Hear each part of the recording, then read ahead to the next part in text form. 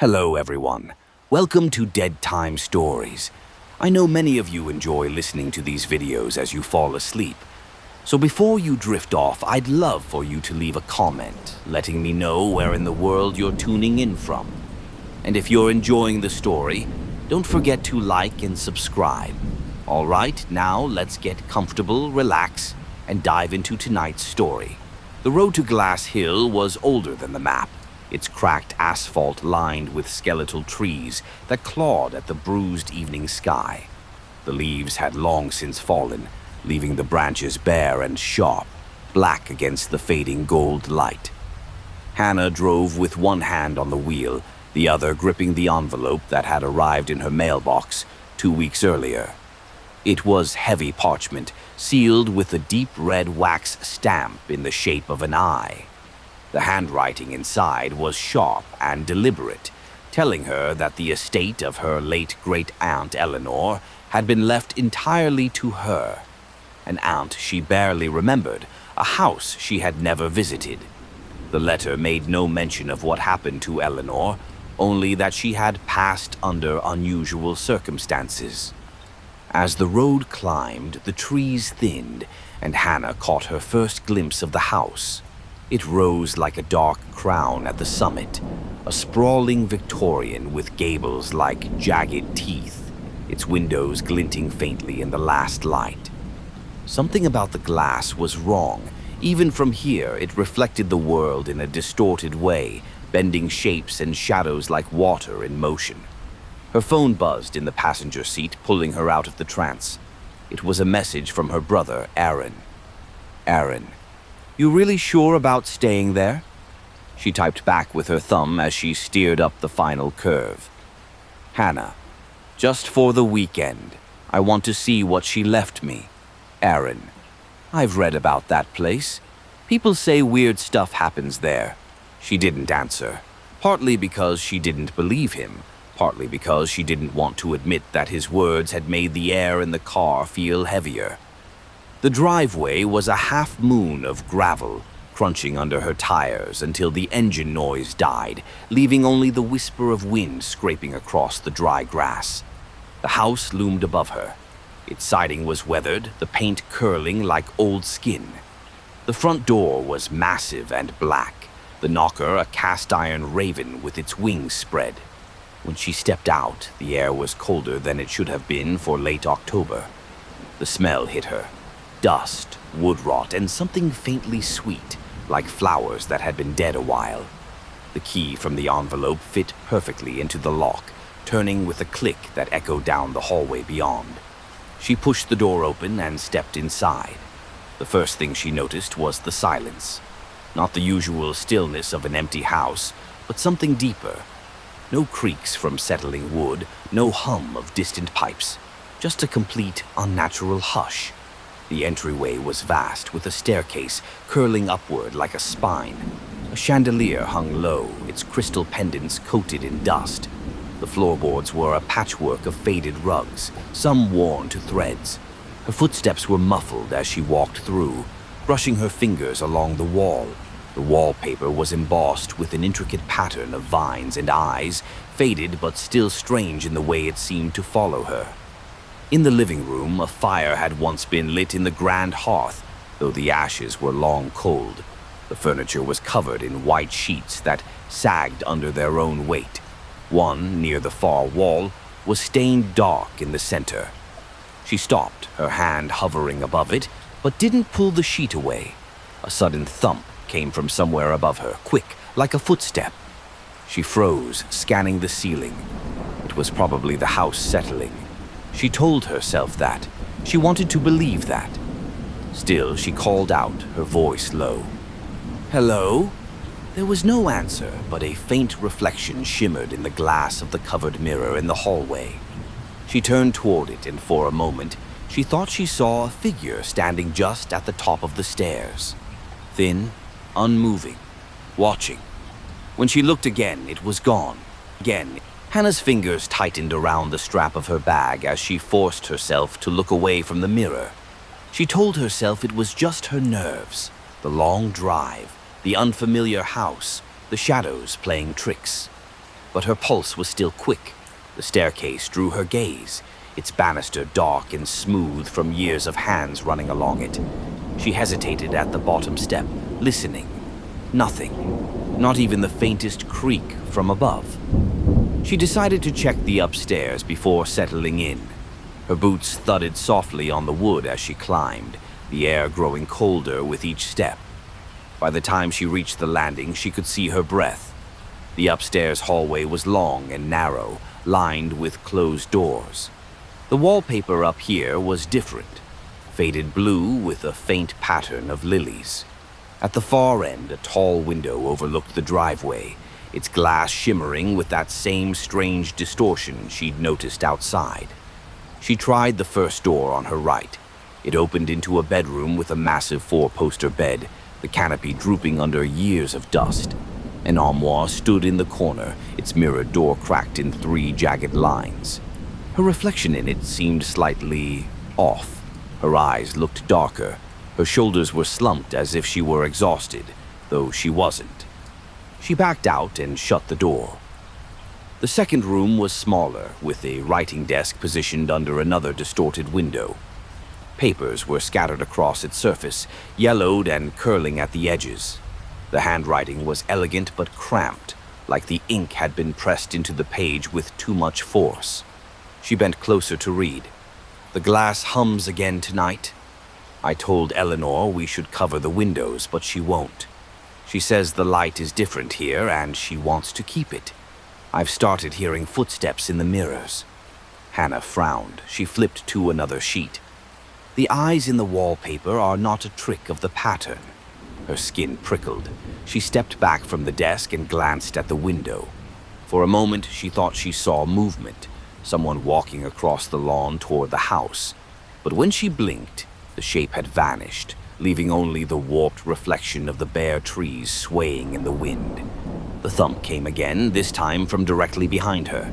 She spun, her heart pounding. It had come from the hallway.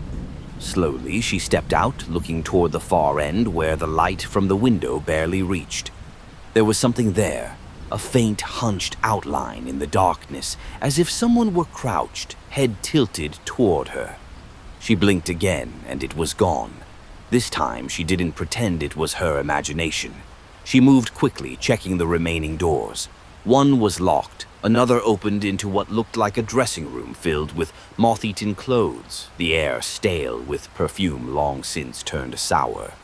When she returned to the landing, she felt it, a shift in the air, subtle but certain, as though something in the house had just decided to notice her. That was when she heard the whisper. It came from the covered mirror downstairs. Hannah froze at the top of the stairs, the whisper curling up from below like smoke.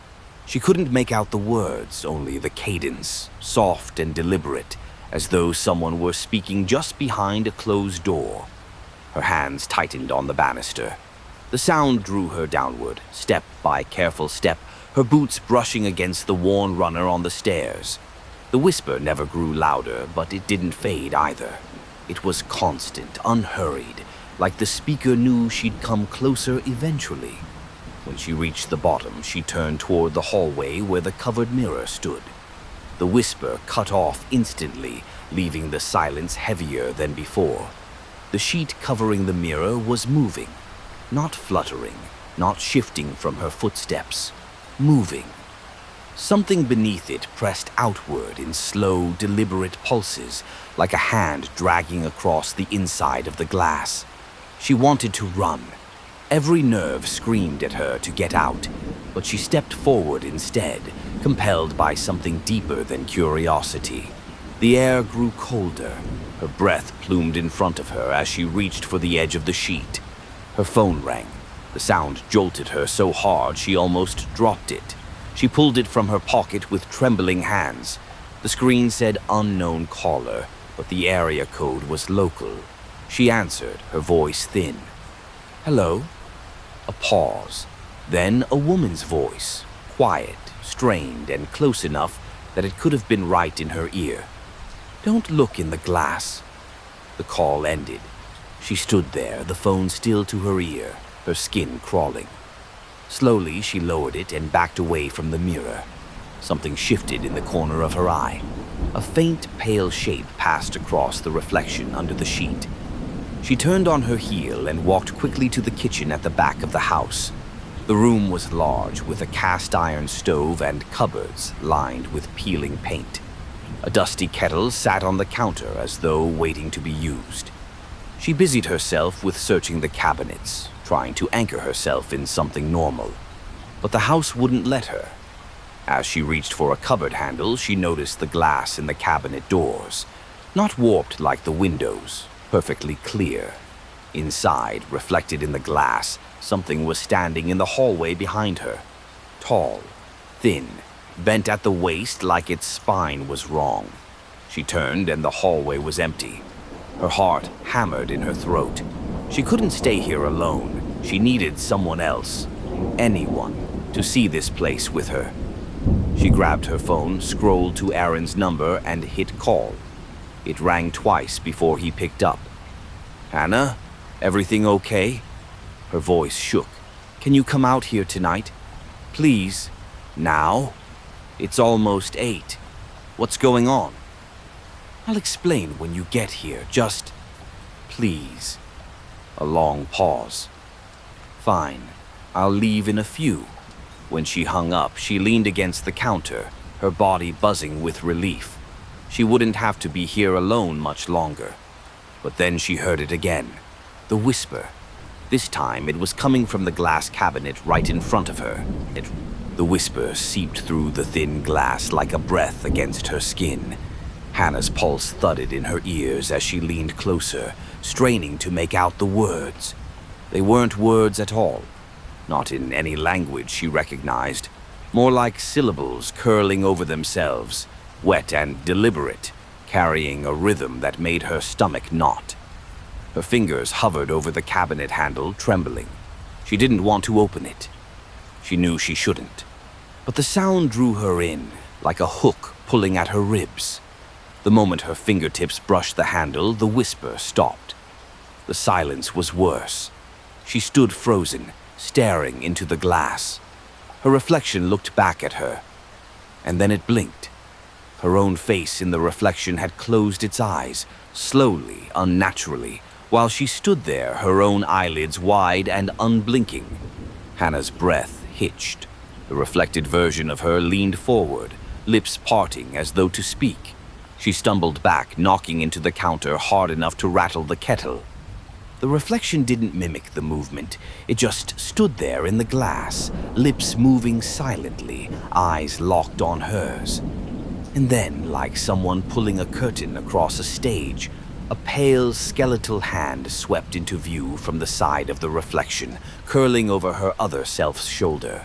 Hannah's scream stuck in her throat. She grabbed her bag from the table and bolted for the front door. The knob wouldn't turn. She twisted harder, yanking, but it was like it had been fused into place. She pounded on it, shouting, "Let me out!" The sound echoed back at her in the empty hall. From the top of the stairs, a single floorboard groaned. She froze. The shape was there again, thin, hunched, unmoving. But now she could see more. Its head tilted at a sharp angle, and its arms hung too long, hands dangling past its knees. It didn't move toward her. It didn't have to. Every instinct told her that if she looked away even for a second, it would be closer.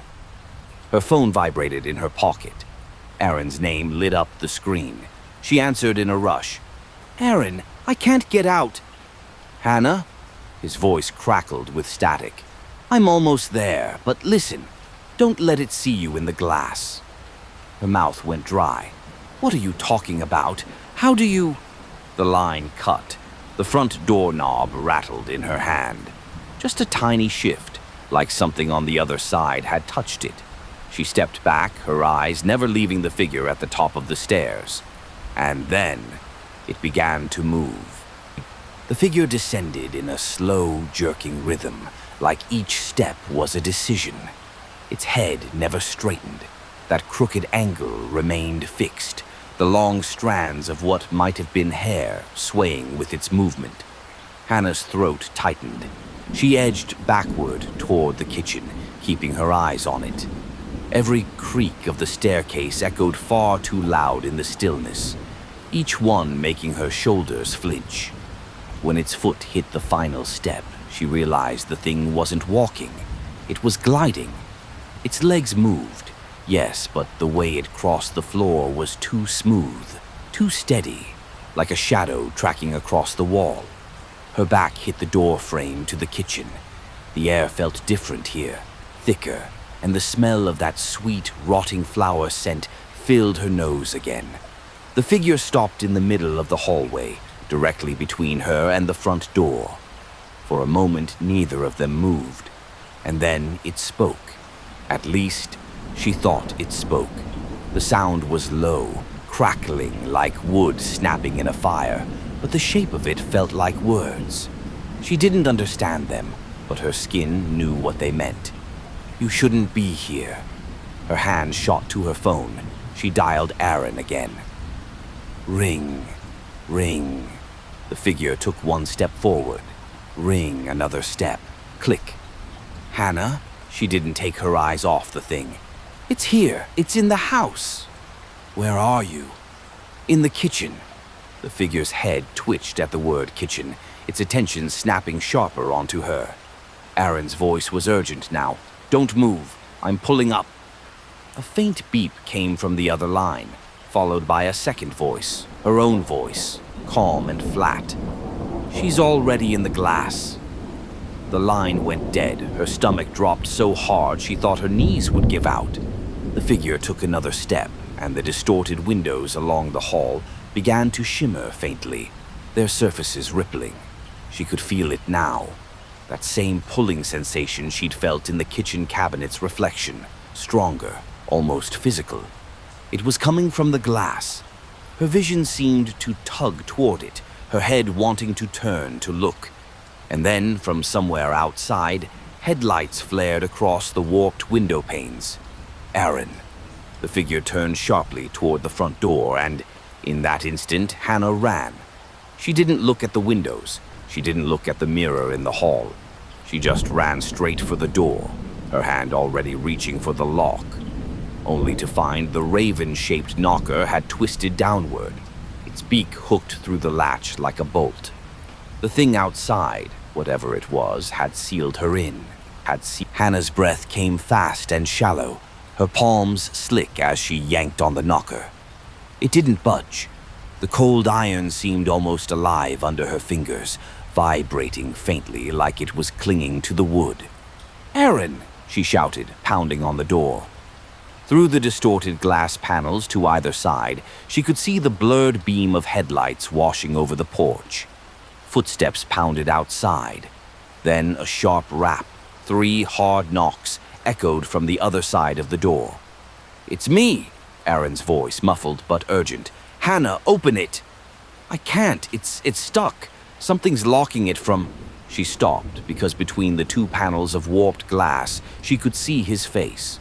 Or rather, something wearing his face. The features were right, same brown hair, same tired eyes, but the smile was wrong. Too wide, too still. The mouth never moved when it spoke. "Hannah," it said in Aaron's voice, though the lips didn't part. "Let me in." Her stomach clenched so hard she nearly doubled over. "You're not him." The smile didn't falter. "I am, just let me in and it'll stop." Behind her, the hallway groaned under a shifting weight. The figure, thin, bent, and silent, was moving again, gliding closer, its long arms brushing the walls. The wallpaper eyes seemed to swivel, following it, following her. She was trapped. The front door blocked by the thing outside. The hallway cut off by the thing inside. The kitchen. She spun and sprinted, boots slipping on the rug as she darted back into the kitchen. She yanked open a drawer and grabbed the first thing she saw, a rusted carving knife, its edge dull but solid. The kitchen windows warped the world beyond into funhouse shapes. She knew better than to look too long. She grabbed a stool, dragged it under the far window, and climbed. The glass was old, thin. She raised the knife to smash it. Before she could swing, something in the reflection caught her eye. It was Aaron. the real Aaron. He stood outside in the driveway, face pale, shouting something she couldn't hear through the glass. He was waving his arms, pointing toward the house, toward her. She leaned closer, trying to read his lips. His eyes went wide, he shouted louder. And then, like a hand sweeping over a painting, his image rippled and was gone, replaced by the bent figure standing directly behind her in the reflection. Hannah spun, knife in hand. The kitchen was empty, but the whisper was back, louder now, closer, coming from inside the glass of the window she'd just looked through. The whisper scraped through the glass like fingernails dragged across the inside of a coffin. Hannah backed away, the stool legs screeching on the floorboards. The knife felt pitiful in her grip, light, useless against whatever could live inside reflections. The voice wasn't a single tone anymore. It layered over itself, high and low, weaving into something almost like laughter. Her chest tightened. The glass began to bulge outward. At first, it was subtle, just a faint curve in the window pane. But then it pushed further, as though something on the other side were pressing its face against the surface, straining to break through. The distortion deepened, showing the faint impression of eye sockets, the dip of cheekbones, and a mouth stretched too wide. Hannah's instinct screamed, "Don't let it through!" She raised the knife and slammed the hilt against the glass. The sound was muffled, wrong, as if she were striking a wall of water. The surface rippled, swallowing the force. The mouth in the glass moved. This time she could hear the words clearly. "You're already here." Her stomach turned cold. A crash came from somewhere in the house, wood splintering, heavy footsteps pounding across the floor. Not gliding, running. It was coming fast. She bolted from the kitchen, sprinting down the hall toward the stairs.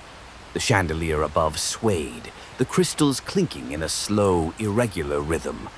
She nearly tripped on the landing rug, but caught herself and kept going, her breath tearing at her throat. Halfway up, she froze. The upstairs hallway was darker than before, completely black past the first few steps. And in that darkness, the faint glint of glass caught her eye. Mirrors. Every door on the upper floor had one now. Tall and full length, none of which had been there earlier.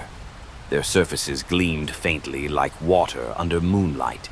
Something moved inside them. Not a reflection of her. Not exactly. These versions of herself leaned forward, smiling faintly, hands resting against the inside of the glass, as if waiting for her to get closer. Behind her, the sound of running was nearly on her. She darted into the nearest room on the ground floor, the parlor, and slammed the door. Dust exploded in the air as she shoved a small sofa against it. The whisper started again. Not from the mirrors this time, from under the dust-draped shape in the center of the room. The covered mirror, the one from earlier. The whisper was clearer now, no longer a distant hiss, but a low, deliberate voice, like someone speaking directly into her ear from the other side of the glass. Hannah pressed herself against the wall, the carving knife gripped tight. The sheet over the mirror swayed faintly, though there was no draft in the room. She told herself not to touch it, not to look, but the voice kept speaking, drawing her forward in spite of her pounding pulse. "It's better here, Hannah." Her name in that tone made her teeth ache. She glanced toward the parlor door. The pounding footsteps had stopped. The silence beyond it was heavier than before, as though the whole house was holding its breath. The sheet's movements grew sharper, jerking outward as though something inside was pressing against it. A bulge appeared beneath the fabric. Shoulder, head, the suggestion of a spine bent at the same awful angle as the figure in the hallway. The voice came again, slow and coaxing. "Just look once. You'll see him, Aaron." Her throat tightened. "You're lying." "Then why is he calling you right now?" Her phone buzzed in her pocket. The name on the screen, Aaron. Her hands shook as she answered. "Aaron?" "Hannah, I'm at the front door. Please open. His voice cut off, replaced by static. And then, beneath the hiss, she heard another sound, her own voice, speaking calmly. Turn around. The call ended. Something scraped against the mirror from the inside, the sound like nails dragging across wood. She felt the pull again, the strange magnetic tug that made her want to peel the sheet away and see. She stepped closer without meaning to.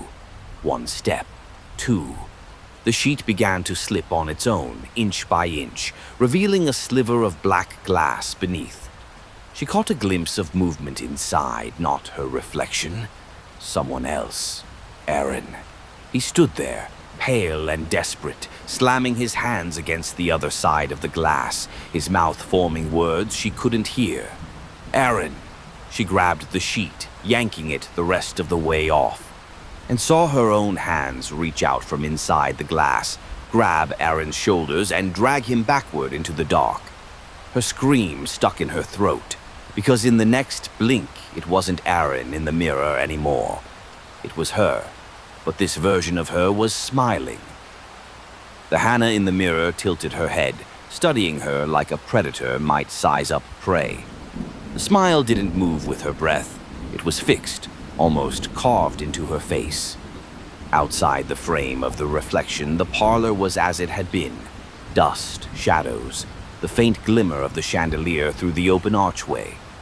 But in the mirror's world, the scene was different. The glass Hannah stood in a room that seemed deeper, darker. The wallpaper was the same vine and eye pattern, but the eyes were open wider, their pupils shifting to follow her every twitch. Behind her, vague shapes moved in the gloom, tall, too thin, bending at unnatural angles. Hannah stepped back, the knife trembling in her grip. The reflection stepped forward in perfect sync, pressing a hand flat against the inside of the glass. Its palm was pale, veins black and spidery beneath the skin. Then it spoke. It's not too late to trade places. Her stomach dropped. Trade? You'll be safer here. You'll see things clearly. Out there. The glass. Hannah's gaze darted past her, toward the door she'd barricaded. See. It's already coming for you. A soft creak came from the hall. Hannah turned just enough to see the shadows under the door shift. Something pressed against the wood from the other side, making it bow inward by a hair. Then another creak, and another. The reflection's voice was softer now, coaxing. If you wait, it will take you the hard way. The pressure on the parlor door increased. The wood groaned, the sofa skidding across the rug, as though something with great, steady force was pushing it aside. The eyes in the wallpaper seemed to blink in unison. Hannah backed toward the mirror, pulse roaring in her ears. If I go in, he comes out? Aaron comes out? The reflection's smile widened impossibly. Yes. The sofa gave a final screech as it was shoved away from the door. The knob rattled once, then it began to turn. Hannah's choices narrowed to a single breath. Behind her, the mirror felt cold, the kind of cold that bit straight into bone. The door began to open, and she realized too late that she'd already taken another step toward the glass. Her spine hit the mirror's surface before she realized she was moving. The glass didn't feel solid. It yielded slightly, like pushing into the skin of a drum. Cold surged through her, sinking deep, as if the surface were drinking the heat straight from her veins. The door creaked wider. Through the gap, Hannah saw it. No longer just a bent shadow, but fully stepping into view. Its limbs were long enough to drag its fingertips along the floor, even while standing. Its neck twisted at an impossible angle, so its head could peer at her without turning its body. Its eyes, if they were eyes, were just black pits, and something inside them seemed to move, like shapes shifting in deep water. The reflection pressed closer to the inside of the glass, her mouth moving now without sound. Hannah could only make out 2 words. Come in. The thing in the doorway began to glide forward, faster than before. The space between them collapsed. 10 feet, 8, 5.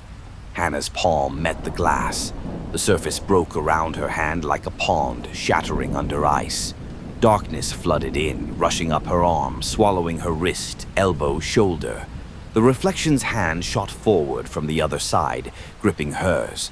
The touch was wrong, skin too smooth, joints bending in ways that made her stomach twist. The door slammed open. The creature's head snapped toward the mirror, its black pits widening. It moved in a blur, long fingers clawing toward her. With a final pull, the reflection yanked her through.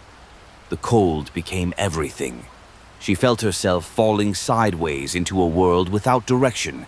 Her scream ripped away in an endless rushing void. Shapes swam past, faces she half recognized, pressing against invisible walls, their mouths open in silent pleas. Her feet hit solid ground. The air here was damp and still, thick with the smell of mildew. The wallpaper's eyes were larger now, all unblinking, all fixed on her. The room around her was the parlor, but wrong. Everything was slightly tilted, the ceiling pressing lower, the corners too sharp. And in the mirror behind her, she saw the other Hannah standing in her world. Aaron was there too, at the open front door, staring in shock at this perfect copy of his sister. She smiled at him with that carved grin, then reached up to close the door between them. The sound of the latch clicking echoed through both worlds, and Hannah understood. She hadn't traded places at all. She'd just been replaced. The realization hit like ice water in her lungs. Hannah spun toward the mirror, slamming her hands against the glass. "Aaron, that's not me. Don't let her..." Her voice didn't carry. The glass swallowed it, reducing her shouts to dull underwater thumps. Aaron glanced toward the sound, brow furrowed, but his eyes slid right past her. His focus stayed on the other Hannah, the one standing in her place. The imposter tilted her head, mimicking the way Hannah did when she was trying to reassure someone, and said something Hannah couldn't hear. Aaron's shoulders relaxed. "No, no, no, no!" Hannah pounded harder. The glass rippled faintly under her fists, but it didn't crack. A low rustle came from behind her. She turned slowly. The bent figure was here. It hadn't followed her through, it had always been here, waiting. Its joints shifted with sickening clicks as it moved closer, head still cocked so far to one side that she could see the stretched skin straining along its neck. This close, she could see that its fingers were too many. Some bent forward like normal hands, others curled backward along its wrists like claws. They flexed in slow, thoughtful movements. She stumbled back toward the mirror. "Stay away from me." The thing didn't stop. From the corners of the parlor, other shapes emerged, tall, thin, and faceless, as though they'd been scraped down to shadows. They gathered along the walls, surrounding her in a half circle, their bodies twitching in short, insect-like jerks. Behind her, the reflection in the mirror showed Aaron leading the imposter away from the door, deeper into the house. He glanced at the walls, frowning at something unseen, maybe catching a whisper of the truth. But the imposter took his hand, and the moment their fingers touched, the glass between the worlds went completely dark. The room on Hannah's side grew quieter, except for one sound, an almost imperceptible humming. It wasn't coming from the creatures. It was coming from the walls. The eyes in the wallpaper were blinking again, and they were all blinking in unison. The synchronized blinking was slow at first, every eyelid in the room opening and closing like a breath. Then the rhythm quickened and the hum in the air deepened into something that rattled in Hannah's chest. She pressed herself against the now dark mirror, wishing it would show her Aaron again, wishing there was some way to force it open. But the glass was dead, black as obsidian, swallowing her reflection completely. The eyes in the wallpaper shifted, not just their gaze, their placement. The vine patterns warped, stretching and twisting as the eyes slid along the walls, moving closer together until they formed rows. The hum became a low, wet gurgle. From between two rows of eyes, a seam began to open. Hannah's stomach clenched. It wasn't a crack in the wallpaper. It was a mouth, a wide vertical slit that tore through the pattern, lined with teeth as pale and flat as bone. The shapes in the corners, the tall, faceless shadows, turned toward it. One by one, they sank to their knees, their heads bowing low in some grotesque form of worship. The bent figure, still closest to Hannah, tilted its head even further, the motion accompanied by the faint pop of vertebrae. It gestured toward the opening in the wall with a backward-bending hand. The mouth widened, and the hum shifted into words, low and vibrating, speaking directly into her bones. "Come closer." Hannah shook her head. "No." The bent figure took a step forward, and the air around her thickened. Every blink from the eyes on the walls sent a pulse through the floorboards beneath her feet, almost like the house itself was breathing her in. "Closer," the voice repeated, more insistent. She glanced toward the far corner of the room, spotting a door she hadn't noticed before, small, narrow, and crooked in its frame, as though it had been added in haste. If she could just reach it. The bent figure's head snapped toward the same door. It began to move, not gliding this time, but lurching forward in long, snapping strides. Hannah bolted. She darted between two kneeling shadows, their heads turning sharply to follow her as she ran. The hum from the wall mouth turned into something harsher, displeasure, maybe anger, while the floor seemed to swell and buckle beneath her boots. She reached the door, yanked it open, and was hit with a rush of cold air. A narrow staircase descended into blackness. Behind her, the bent figure was almost on her, its too many fingers scraping along the walls as it came. Hannah didn't think. She just ran down into the dark, letting the door slam shut above her. The stairs groaned under her weight, each step vibrating faintly as though something deep in the wood resented her presence. The air grew colder with every downward stride, the smell of mildew and old earth thickening until it sat like damp cloth in her lungs. Her hand brushed the wall for balance, but the surface wasn't smooth. It pulsed. The texture under her palm was soft, like aged wallpaper over wet plaster, but every so often it flexed, as if muscles shifted beneath it. She stopped. Somewhere below, in the dark, there was breathing. Slow, wet, close enough she could almost feel the exhale against her face. Her grip tightened on the knife, though she wasn't sure she'd even remembered bringing it down the stairs. The darkness seemed thicker than the air above, swallowing the faint light from the parlor door until she couldn't see her own boots. The breathing deepened, joined by another sound, a faint, irregular tapping, like nails drumming lightly against wood. It came from directly ahead. She descended another step. Something shifted in the dark. It wasn't the kind of movement that made noise. It was the change in the air, the faint disturbance of space itself. Whatever it was large enough that she felt it without seeing it. Then, a spark. Just for a fraction of a second, the darkness split with a dim, orange flicker, like a match being struck and then snuffed out. In that instant, she saw it. A figure hunched low to the ground, its hands pressed flat against the stairs, head tilted upward. Its mouth was far too wide, stretching ear to ear, and in the fading light she thought she saw rows of teeth, many rows, receding back into its throat. The matchlight was gone, and the blackness rushed in again. The tapping started once more, faster now. She took another step, her free hand groping for a railing that wasn't there. The next flicker of light was brighter. And this time she saw more than the creature. She saw mirrors, rows of them, lining the narrow walls below, each one tilting inward, their surfaces catching faint glimmers of movement. In every pane, there was a different version of herself, some looking terrified, others grinning with that same wrong smile as the reflection upstairs. The creature was moving toward her now, climbing the stairs on all fours. Somewhere behind the mirrors, the other Hannahs began to tap on the glass. The tapping grew louder, overlapping into a frantic rhythm that seemed to seep into Hannah's bones. The sound wasn't just from their knuckles, it was from the glass itself, vibrating like something inside was trying to get out. The creature in front of her paused midway up the stairs, its head snapping toward the nearest mirror.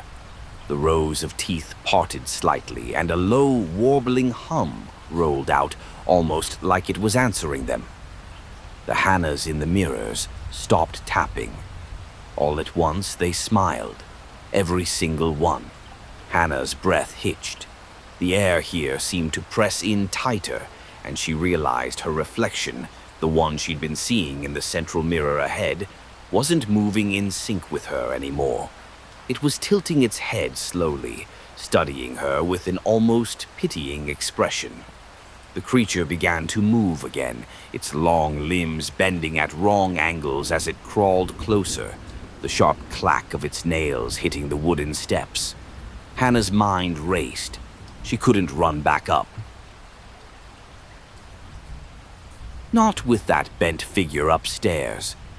Forward was the only option, but the only thing forward was the thing with too many teeth, and the mirrors.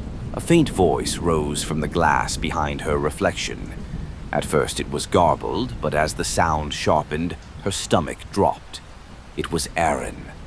"Hannah, can you hear me?" She froze, eyes locking on the central mirror. "Aaron, don't let it touch you, you hear me? Don't—" His voice was drowned out by a deep, rattling laugh from the creature below. In the reflection, Aaron appeared beside her, smiling double. He looked battered, his shirt torn, his hands raw and red like he'd been pounding on something for hours. The smiling double leaned in toward him, whispering something Hannah couldn't hear, before turning her eyes back toward the real Hannah on the stairs. The mirrors began to ripple. The glass bulged outward in soft, wet pulses, as though it were stretching toward her. The other Hannahs raised their hands in perfect unison and pressed their palms against the inside of the glass. The creature moved faster now, claws digging into the wood, saliva stringing from its teeth. The mirror in front of her split with a hairline crack, and from the other side pale fingers began to push through, The fingers slid through the crack like wet roots forcing their way out of soil. Too long, bending in wrong places, their skin paper-thin and veined with black. They groped at the air between Hannah and the mirror, twitching as if scenting her presence. The creature's nails clacked against the stairs, faster now, closer. Hannah's chest constricted. She swung the carving knife at the pale hand protruding from the glass. The blade met no resistance, sliding through like she'd tried to cut smoke, and the fingers withdrew instantly, curling back into the mirror with an almost offended shiver. Behind the glass, her smiling double tilted her head and mouthed something slowly. "You can't cut us." The creature was only a few steps below now, its jaw unhinging wider as it climbed. The rows of teeth seemed to go deeper than her mind wanted to comprehend, each one glistening with a thin coat of black fluid that dripped onto the wood, sizzling faintly. Her options collapsed into one: get past it, or be trapped here forever.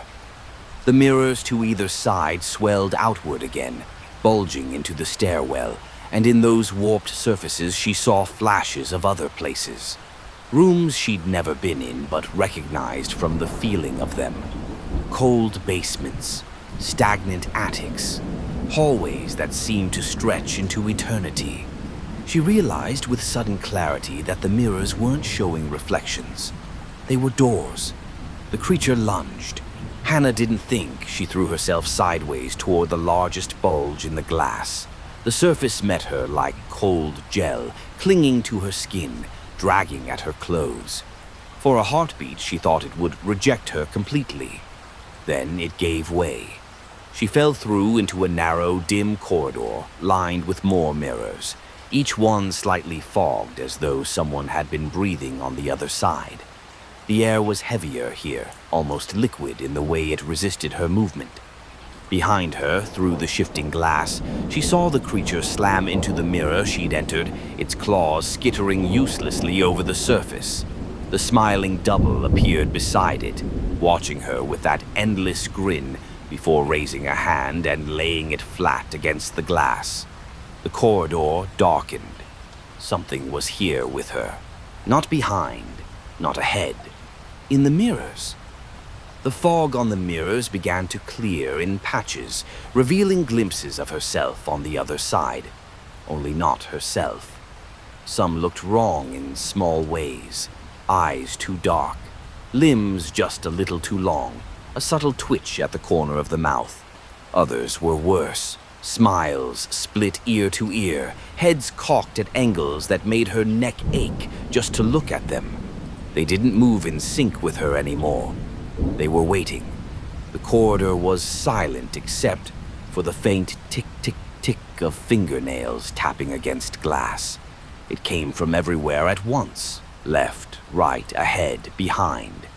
Hannah took a step forward. Every reflection took a step closer to their side of the glass. The tapping grew louder, faster. A soft voice rose from the mirrors to her right. Not hers, but close enough to make her skin crawl. "You should have stayed upstairs." Another voice answered from the left, this one deeper, almost male, but still hers. "It's not too late." She kept walking, the corridor stretching longer than it had any right to. The walls seemed to lean inward, mirrors warping so that her distorted doubles were almost brushing the glass as she passed. One of them did. A pale hand shot out from the right side mirror, fingers splayed wide, palms slamming against the inside. The glass bulged toward her, the surface shivering as if it were only a membrane away from tearing. The hand began to push through. First the fingertips, then the knuckles.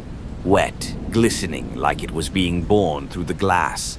Hannah stumbled backward into the opposite wall, and another hand came through from the left. Then another, and another. Within seconds, half a dozen arms were reaching for her from both sides, their fingers curling and flexing like they were testing the weight of her in the air. The corridor behind her rippled, and something heavy began to press through, stretching the glass as far as it would go without breaking. She didn't need to see its face to know the bent figure had found her. Ahead, through the shifting light, she saw an archway.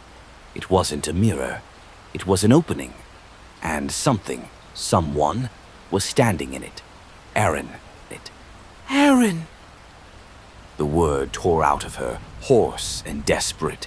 He stood framed in the archway, backlit by a faint, sickly glow that pulsed like a dying lantern.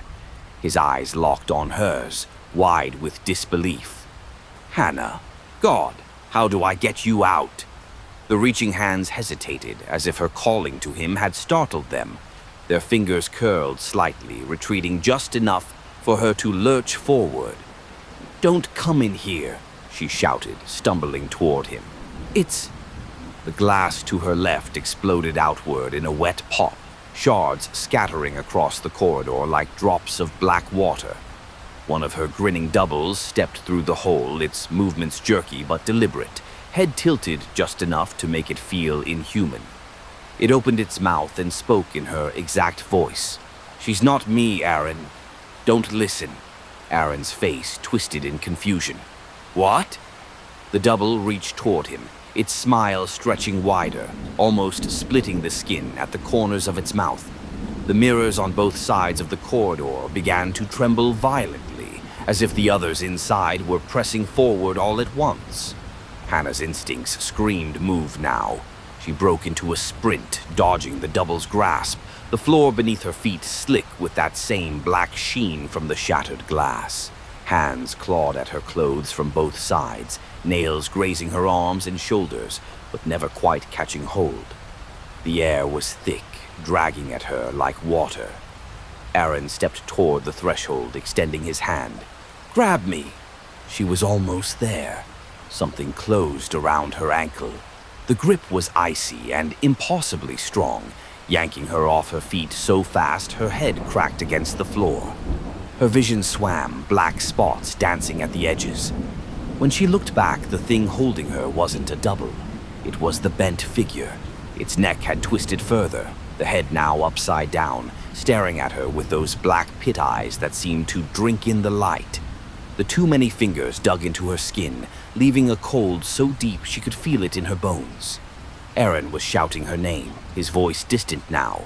The bent figure began to pull her backward, toward a mirror at the far end of the corridor. One that wasn't showing any reflection at all, just a churning, pitch-dark void. Hannah clawed at the slick floor, her nails scraping uselessly against its warped surface. The bent figure's grip was unrelenting, its cold seeping through her leg until she couldn't feel anything below the knee. "Aaron!" she screamed, her voice cracking. He lunged forward, crossing the threshold into the corridor. And instantly, the mirrors reacted. Every surface rippled violently, the glass bulging outward as dozens of pale, grinning Hannahs surged toward him. Their hands punched through the membrane, groping and clawing, their nails leaving thin trails of black across the air like smeared ink. One caught his shoulder. He ripped free, but the movement pulled him sideways into the wall. A reflection pressed its face against his, mouth open far too wide, teeth scraping across the glass. Aaron stumbled back, swinging his arm wildly. His fist connected with one of the protruding hands, shattering it into shards that dissolved into liquid before they hit the ground. The bent figure dragged Hannah another foot toward the void mirror. Its pit eyes pulsed faintly now, in rhythm with the deep hum vibrating through the corridor. The void within the glass seemed to breathe, slow, cavernous inhalations that pulled the air and her closer. "No!" She twisted hard, slamming the carving knife down at its wrist. The blade didn't sink into flesh. It passed through like smoke. But something in the figure reacted. It hissed, the sound like wood splintering, and its grip faltered just enough for her to jerk free. She scrambled to her knees, the cold in her leg making her stumble. The void mirror pulsed again, and for a heartbeat she saw shapes moving inside it. Limbs, faces, all stretching toward her. Aaron was fighting his way toward her, shoving past the grasping hands. "Get up!" The bent figure straightened slowly, vertebrae cracking loud in the heavy air. It didn't chase her yet. Instead, it turned its head toward Aaron. Every mirror in the corridor went still, every reflection smiled, and in unison they whispered, "Trade." Aaron froze mid-step, his eyes darting to the mirrors around him. What the hell was that?" Hannah pushed herself upright, the cold in her legs spreading like frostbite. "Don't listen to them. Just get to me." But the reflections weren't speaking to her. Their gazes, hundreds of unblinking eyes, were locked on Aaron. "Trade," they said again, their voices overlapping in perfect, sick harmony. Some smiled gently, others cruelly, but all leaned toward the glass like moths to a flame. Aaron's brow furrowed. "Trade what?" From the mirror nearest him, one of the Hannah doubles stepped forward, its smile small and warm, almost human. "You for her." Hannah's stomach dropped. "Aaron, no, don't even..." The bent figure moved between them in a blink, its too long frame folding low, its head swiveling toward Aaron without its body following. Those black pits of eyes fixed on him, and the hum in the corridor deepened until the floor vibrated under their feet. Aaron stumbled back a step. "What happens if I say yes?" "Don't!" Hannah shouted, her voice echoing harshly in the warped space. The double in the glass tilted its head, its expression almost pitying. "She goes home. You stay." Aaron looked at her, really looked, and she could see the calculation in his eyes. Not cruelty, not selfishness, just the desperate, frantic urge to get her out. Her pulse spiked. "No, I'm not leaving you here. We'll find another way." The bent figure began to move toward Aaron, slow and deliberate, like a predator circling prey that had already decided not to run. The mirrors trembled. "Trade," the voices whispered again, their tone coaxing now, like a parent urging a child to agree. Aaron's hand twitched at his side. If I do this, you'll let her go? No tricks?" Every reflection smiled wider. "No tricks." Hannah's chest constricted. "Aaron, please." The bent figure stopped inches from him, waiting. Aaron's jaw tightened. He looked at her one last time. Then he said, "Take me." The moment the words left Aaron's mouth, the corridor reacted like a living thing. The hum swelled into a deep, vibrating roar that shook the mirrors in their frames. The reflections, every single one, pressed closer, their hands flattening against the glass. The bent figure straightened to its full, impossible height, its head swiveling toward Hannah for just a heartbeat before it returned its gaze to Aaron. It reached out with its too many fingers, not grabbing him, but marking him, tracing each digit along his chest and shoulders as if mapping the shape of him. The void mirror at the far end of the corridor began to breathe faster. With each inhalation, the air pulled harder toward it, tugging at their hair, their clothes, their very balance. The shapes inside it writhed with anticipation. "Aaron!" "No!" Hannah took a step forward, but the air between them thickened instantly, pressing against her like an invisible wall. Her fingertips grazed it and burned cold. He glanced at her, and there was a strange calm in his eyes. "It's fine. You'll go home. That's all that matters." The bent figure's fingers flexed, and the mirrors around them shifted. Hannah's doubles disappeared, replaced by scenes. Her house, her car, the road back to Glass Hill, all shone through warped glass as if already belonging to another world. The creature began to lead Aaron toward the void mirror. "No!"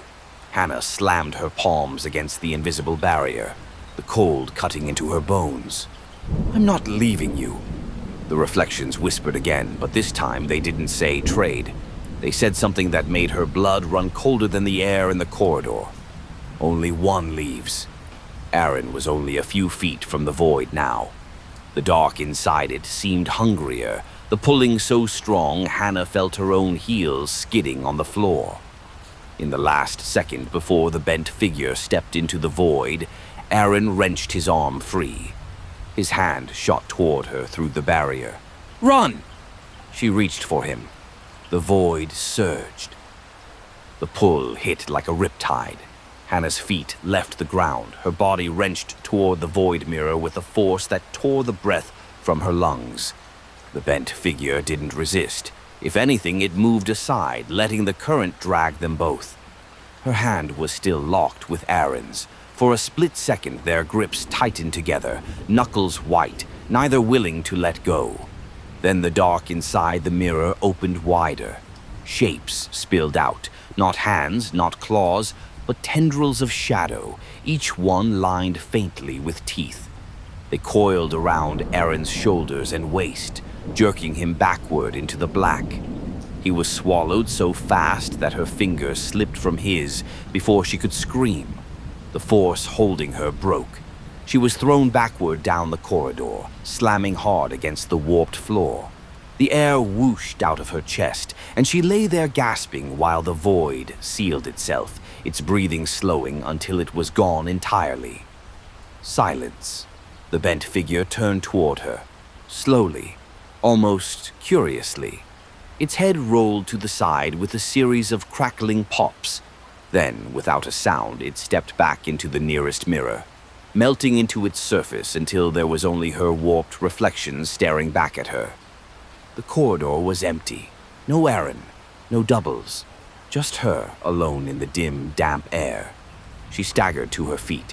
There was no archway now, no exit where Aaron had been. only a continuous hall of mirrors stretching endlessly in both directions. Her pulse hammered in her ears. The glass nearest her was rippling again, faint but steady. She stepped closer and froze. Aaron was in it, not as he had been before. His skin was ashen, his eyes sunken, but he was still unmistakably him. His lips moved soundlessly, but the words were clear enough to read. "It's not over." Then something behind him in the mirror, tall, thin, bent, leaned in and pulled him out of sight. The reflection went still, and every mirror in the corridor turned black. The black glass around her drank the light, leaving only the faintest glimmers, thin, shifting lines that seemed to move when she wasn't looking straight at them. Hannah's breath came fast, fogging the cold air. She took a step backward. The sound echoed too long, like the space behind her was larger than the corridor itself. A click sounded to her right, then another to her left, small, deliberate. The mirrors nearest her began to brighten, not with light, but with faint shapes pressing from the inside. At first they were smudges, indistinct, like someone breathing fog onto the surface. Then they sharpened into faces, dozens of them. Some were Aaron, some were her. Others were strangers with the same stretched, unnatural grins, their eyes glistening in the dark. All of them watched her. She turned to run, but the floor seemed to tilt under her feet. The corridor didn't end. It simply bent, curling inward, like she was being herded. The faces followed, sliding along the glass without moving their bodies. A voice came then. Not a whisper, not the layered chorus she'd heard before. Just one voice, low and smooth, echoing from everywhere at once. "You've taken his place. Now you walk." "Walk where?" Her voice cracked, echoing back at her twice, the second echo slightly delayed, slightly wrong. "Until you are chosen." The mirrors to her left flared briefly, showing the front hall of Eleanor's house. Normal, empty, dust motes drifting in still air. She ran to it, slamming her palms against the surface. The glass felt thinner here, almost warm. "Let me through, I'll do anything." The reflection shifted. Now the hall wasn't empty. The other Hannah stood there in her clothes, her face calm. She raised a hand and laid it against the inside of the glass. Hannah matched the motion before she could think. The surface beneath her palm rippled once, twice. Then the double leaned in close and mouthed, "You'll never get him back." The glass went black again, and the corridor around her began to hum. It was coming from far ahead this time, deeper in the maze. The hum was steady at first, low enough that Hannah could almost mistake it for the thrum of her own heartbeat. But as she began moving toward it, the pitch shifted, rising and falling in an irregular pattern, like breath filtered through a wall of water. She kept one hand along the mirrors as she walked, though the glass was so cold it burned. Faces drifted in and out of view beneath her palm, never quite forming long enough for her to recognize them. Sometimes they whispered, but the sound was faint, muffled, as though she were underwater. The corridor narrowed. The glass on either side bowed inward, forcing her shoulders to brush them as she squeezed through. Each touch sent shivers into her bones, and she could swear something inside the glass pressed back. The hum grew louder, closer. She rounded a bend and froze. The corridor ended here. No mirrors, just a single tall door, narrow as a coffin, its surface made entirely of black glass. The hum was coming from inside it, pulsing faintly with each beat, and the sound made the hairs on her neck stand straight. She stepped forward, her reflection wavering in the dark pain. It didn't move when she did. Instead, it smiled. "Where is he?" Hannah whispered. Her reflection's lips moved, and though no sound came through, she knew exactly what it said. "Behind me." She reached for the door before she could think, the cold swallowing her fingers. The glass rippled, and then something struck it from the other side. Oh, hard enough to make her stumble back. A face pressed against the black surface, straining to get through. Aaron. His eyes were wild, his mouth moving frantically. She couldn't hear the words, but she could read the shape of them. "Don't open it." The reflection beside his face, her double, laughed silently, and the hum deepened until it was almost a growl. The glass began to crack. The first fracture spidered out from where Aaron's palm pressed against the glass, thin white lines racing across the black surface. Each pulse of the hum sent a tremor through it, widening the cracks until they formed a web that seemed ready to shatter. Aaron's expression twisted in panic. His fists pounded against the door, once, twice, each strike making the fracture spread faster. But he kept shaking his head at her, mouthing the same desperate warning. "Don't open it." Her double stood beside him, head tilted, eyes fixed on Hannah with something like anticipation. Then it reached out and rested its hand over Aaron's, palm to palm through the black glass. The hum faltered, replaced by a sound that turned Hannah's blood cold. Breathing, but not Aaron's. Heavy, wet, and slow, it came from somewhere deeper inside the door, beyond the cracks, beyond the space where Aaron and the double stood. Something enormous was in there. The glass flexed outward as though a massive weight pressed against it from the other side. The fractures bled darkness now, not shadow, but a thick, tar-like substance that dripped down the pane and pooled on the warped floor at her feet. Her double's mouth moved again. This time she could read it as clearly as if it had been whispered in her ear. "One of you belongs here." The glass buckled, bowing so far it looked ready to burst. Aaron's fists pounded harder, his eyes frantic. She wanted to grab him, to pull him through, to break every barrier between them. But her gut clenched with a truth she didn't want to admit. If this door shattered, whatever was behind him would come through too. A deep, resonant crack split the silence, and the glass began to peel inward like skin tearing open. From the darkness beyond, something moved, something with fingers too long and eyes that opened in the wrong places. The eyes bloomed open in the dark like wounds, dozens of them, some vertical, some slanted, all unblinking. They rolled in unnatural rhythms, scanning the narrow corridor, pausing whenever they landed on her. Aaron was still pounding on the glass, his movements frenzied now. But the thing behind him paid no attention to him at all. Its focus was her. One by one, the long, jointed fingers pressed through the widening split in the black glass, flexing like they were learning the feel of air. The skin was gray and translucent, tendons and bone shifting beneath like machinery. Her double turned to watch the creature's hand emerge, then slowly looked back at Hannah and smiled wider. Too wide, the corners of her mouth splitting like paper under tension.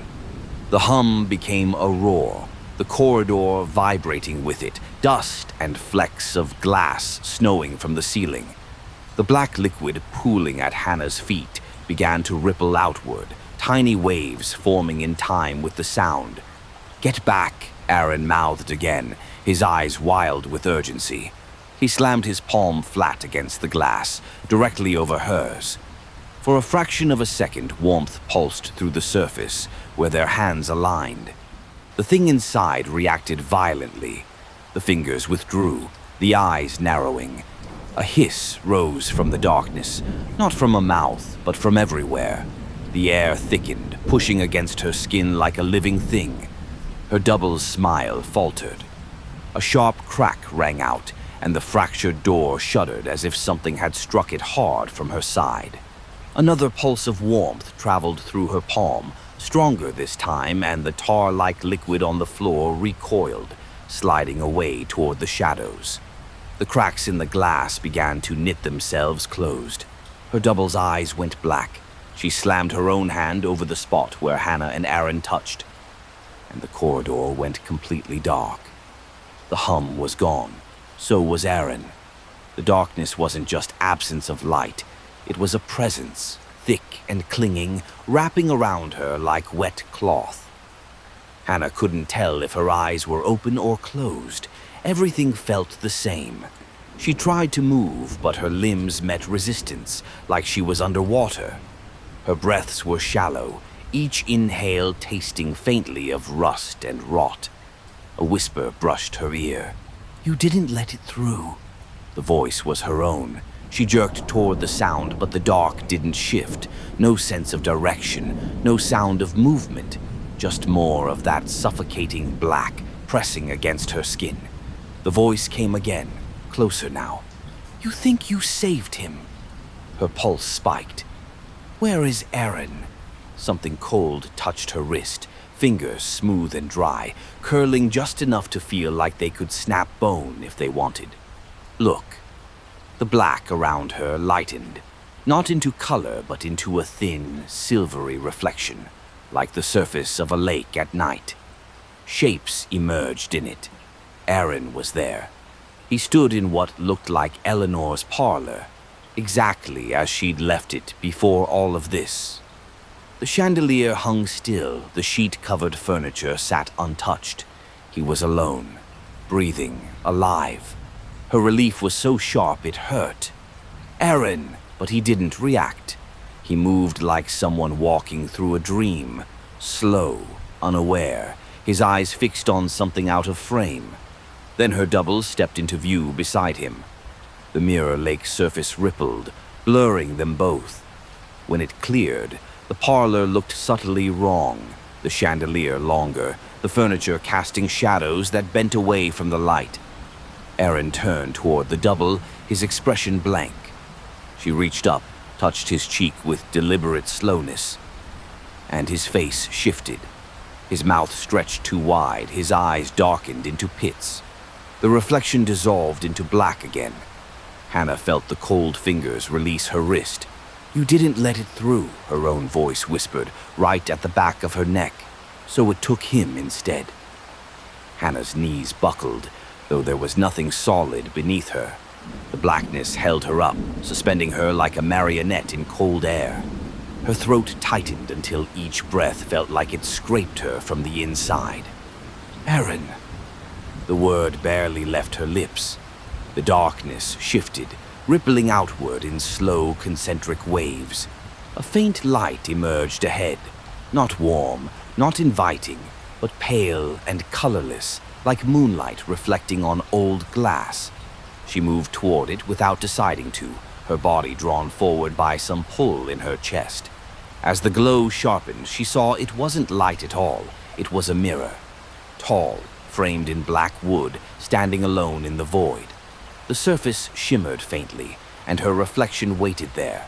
Not the smiling double, not warped or distorted, just her. The reflection didn't mimic her movements. It stayed perfectly still until she was close enough to touch the glass. Then it spoke. "You can still follow him." Hannah's stomach twisted. "Follow him where?"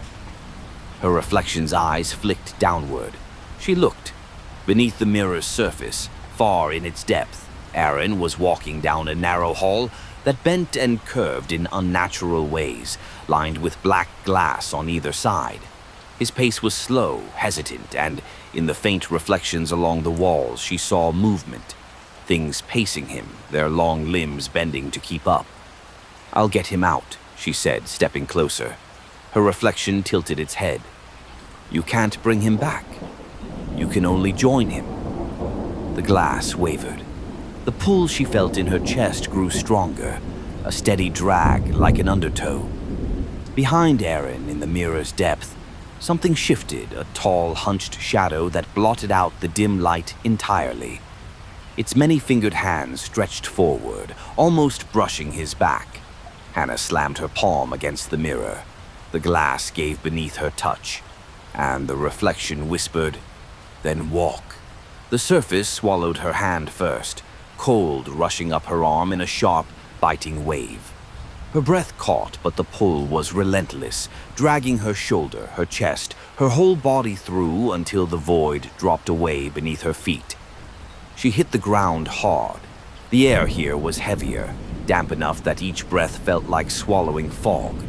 The hallway was just as she'd seen it in the mirror, narrow, tilting slightly underfoot, lined with black glass from floor to ceiling. The warped reflections inside shifted like restless water. Somewhere ahead, Aaron's footsteps echoed faintly. "Aaron!" she called, her voice low but sharp, praying the sound would carry. It did, because his steps stopped. A moment of silence followed, and then his voice, muffled but close. "Hannah! Where?" She ran toward the sound, boots sliding on the slick floor. The corridor bent without warning, twisting her path like a spiral. At every curve, the mirror seemed to lean inward, closing the space tighter around her. She caught sight of him at the end of one long stretch. He looked the same as in the vision, slightly dazed, moving as if in a dream. The hunched shadow was still there, stalking just behind him. Its fingers hovered inches from his shoulders, stretching further every time she blinked. "Aaron, move!" she shouted, the words ragged with urgency. He turned, but instead of alarm, his face lit with faint recognition, like he was seeing her across a crowded room. "You came!" "Run!" she barked, sprinting toward him. The shadow stopped. It didn't retreat. It simply straightened, rising taller until its head brushed the warped ceiling. The long pits of its eyes locked on her, and the glass along the walls began to tremble. From the mirrors on either side, figures began to emerge. Not bent, not monstrous. Her. Dozens of Hannahs stepped out, their feet making no sound, their eyes fixed on her with expressions that weren't quite human. And behind them, in the glass, more shapes waited, pressing close to the surface, eager for their turn. The Hannahs fanned out, blocking the corridor, their movements perfectly synchronized. Each one carried a faint, crooked smile, not the grotesque, splitting grin she'd seen before, but something smaller, subtler, patient. Aaron's voice came again, more distant now. "Hannah, what's happening?" "Stay where you are," she shouted back, but her eyes stayed locked on the doubles closing in. They didn't rush her. They advanced with measured steps, bare feet whispering against the slick floor. Every few paces, one would tilt her head sharply, eyes glinting like polished stone. The shadow behind Aaron didn't move toward him anymore. It seemed to be waiting, its many-fingered hands dangling loosely at its sides. A voice rose in the corridor, low and close to her ear, though none of the doubles' mouths moved. "One of us goes. One of you stays." Her pulse thudded hard. "No one's staying." They all smiled wider, still restrained, but with the kind of certainty that made her stomach knot. The mirrors along the walls rippled violently now, distorting the corridor. Every reflection of herself, some normal, some subtly wrong, pressed their palms against the inside, their eyes locked on her like predators watching a trapped animal. The closest double stepped forward, raising her hand in a slow, deliberate invitation. "Trade," she whispered. Behind them, Aaron shifted uneasily. "Hannah?" The shadow leaned closer to him again, and this time she saw something worse. Its fingers didn't cast shadows of their own. They stole his, peeling them away from his body like strips of paper, tucking them into its grip. Aaron gasped, stumbling forward as if something vital had been pulled out of him. "No!"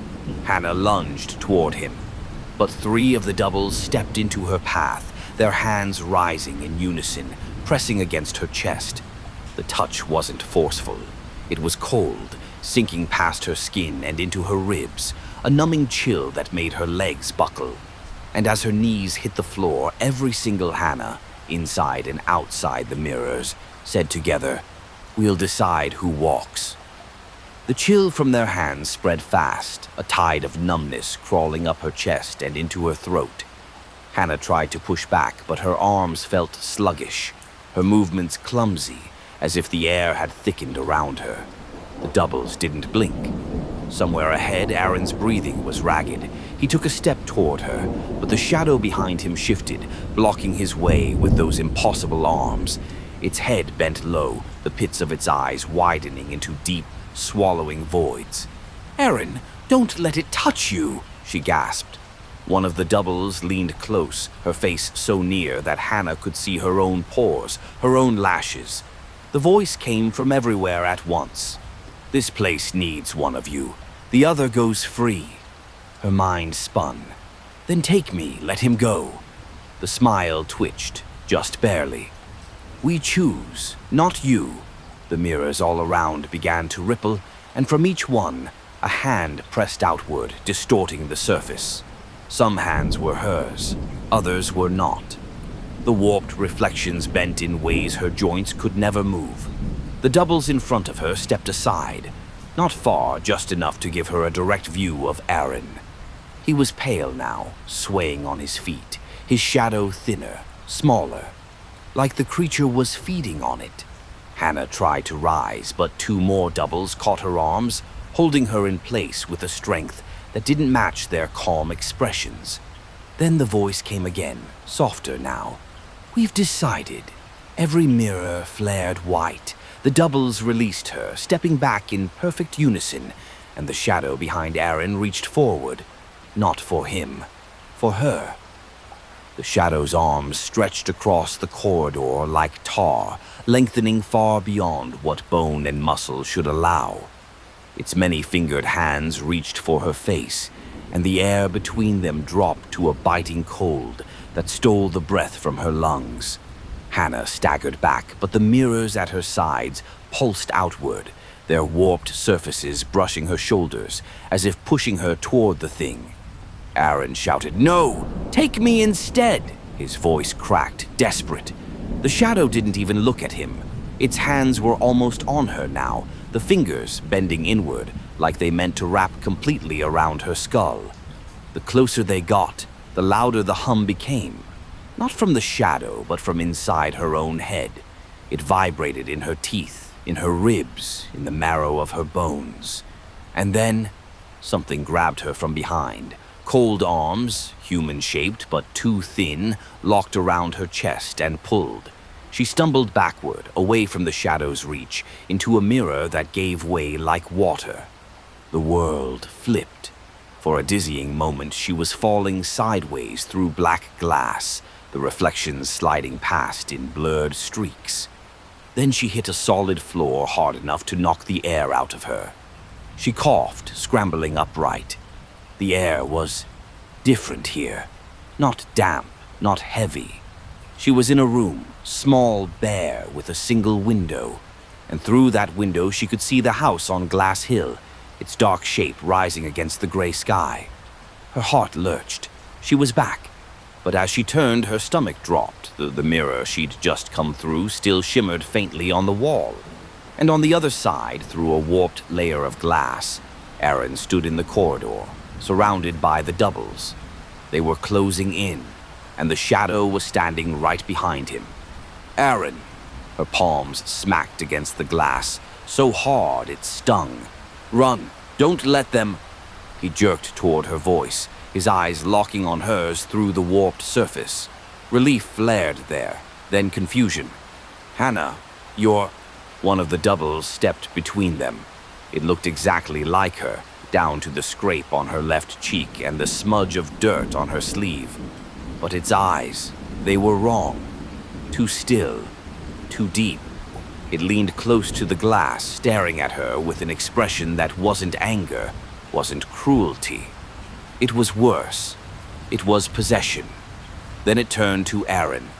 Whatever it whispered to him was swallowed by the distortion of the glass, but his face shifted, tightening, his gaze flicking from her to it as though trying to decide which one of them was real.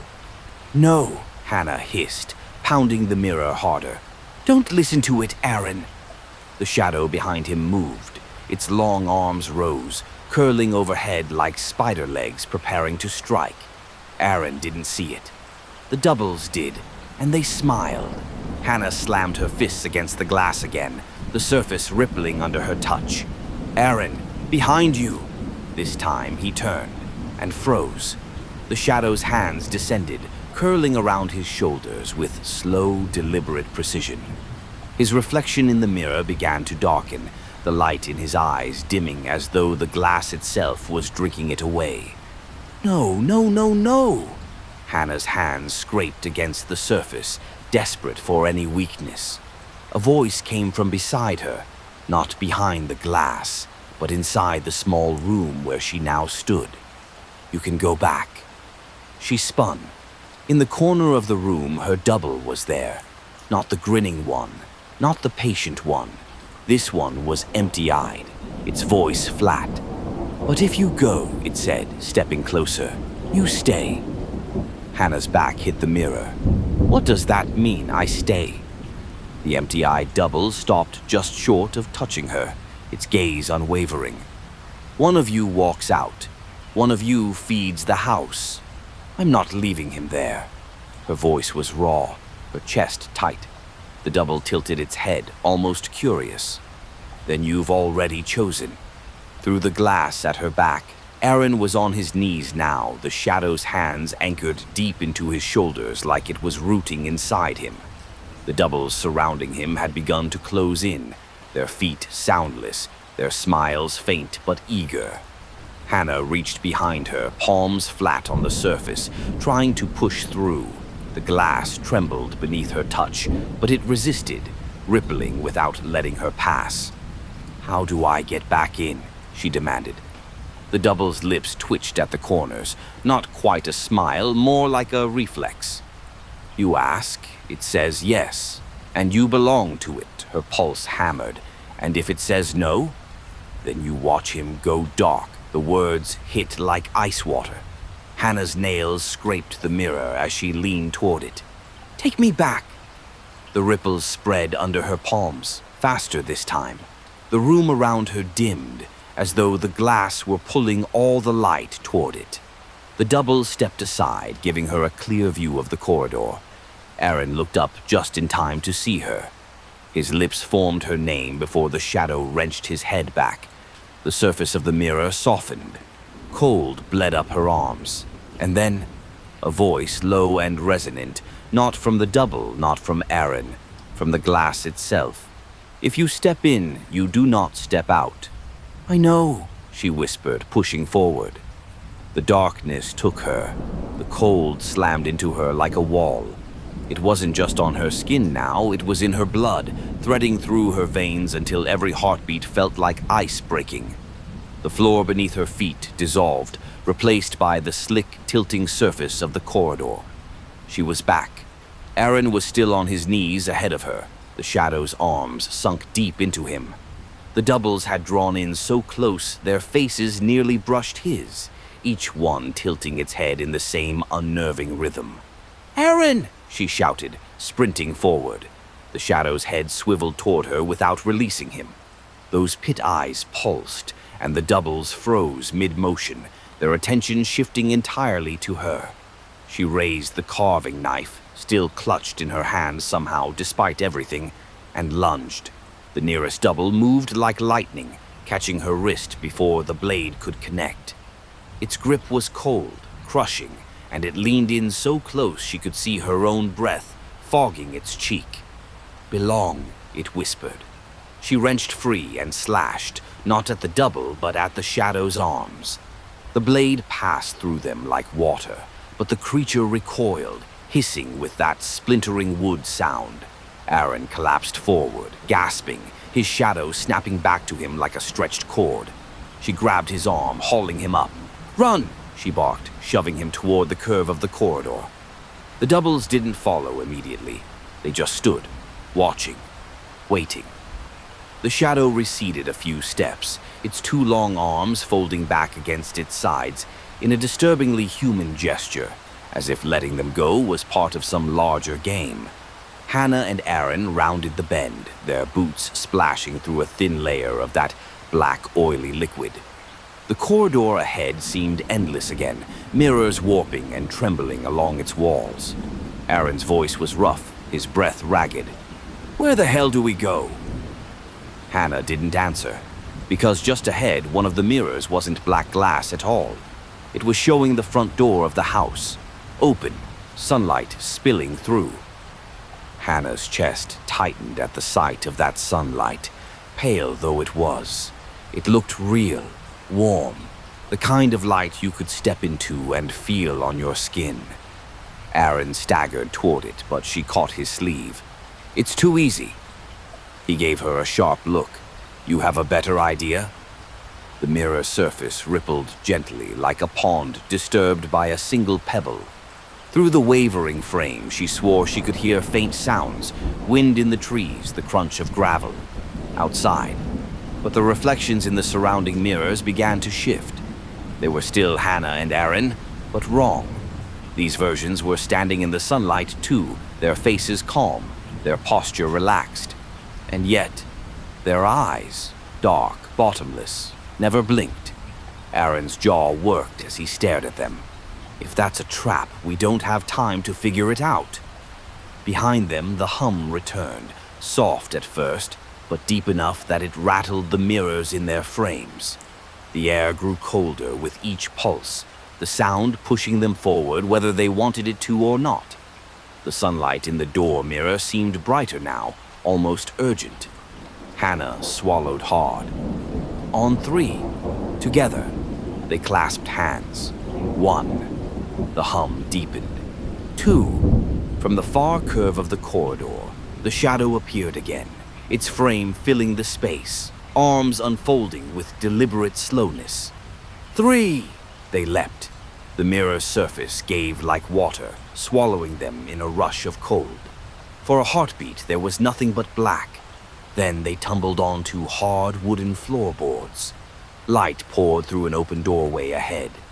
But when Hannah looked up, her breath caught. The house was empty, too empty, and the sunlight spilling through the front door didn't reach the floor. Hannah's stomach twisted. The sunlight poured in at a sharp angle, painting the air in pale gold, but it stopped inches above the warped wood, as if hitting an invisible pane. Dust motes floated in the beam, suspended in place, not drifting, not falling. Aaron was still on his knees beside her, breathing hard. We made it out?" She didn't answer. Her gaze stayed fixed on the open doorway. Something was wrong. The scene beyond, the gravel drive, the skeletal trees, was too still. No wind, no sound. Even the shadows outside didn't move. She rose slowly, pulling Aaron with her. "Stay close to me." As they stepped toward the door, a faint pressure built in her ears, the same dull ache she'd felt standing too close to a mirror in the corridor. They stopped just shy of the sunlight's edge. It wasn't a doorway. It was another surface. From this close, she could see the faint shimmer, like oil on water, rippling across it. And in its depths, the trees weren't just still. They were wrong. Their branches bent at sharp, unnatural angles, and the gravel of the driveway shifted like something was crawling underneath it. Aaron's voice was low. "This isn't outside." Before she could respond, the shimmer in the sunlight twitched, like something pressing against it from the other side. Her heart climbed into her throat.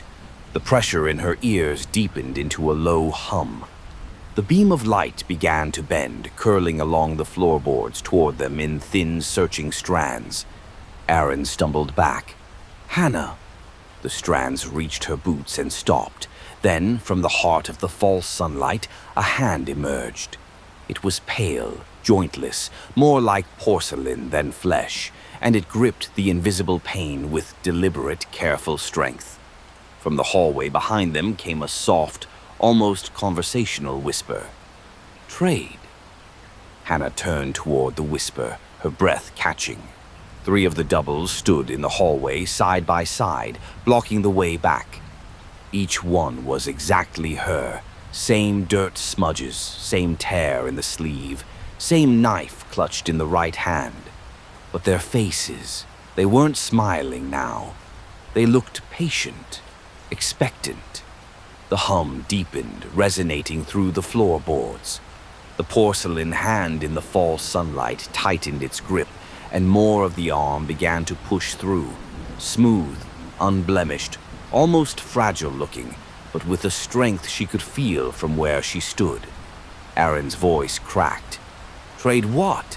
What does that even mean?" One of the doubles tilted its head. When it spoke, the other two moved their lips in perfect unison. "One leaves, one stays." Hannah's chest tightened. "No, we're both leaving." The doubles glanced toward the sunlight. Slowly, their gaze returned to her. Not possible.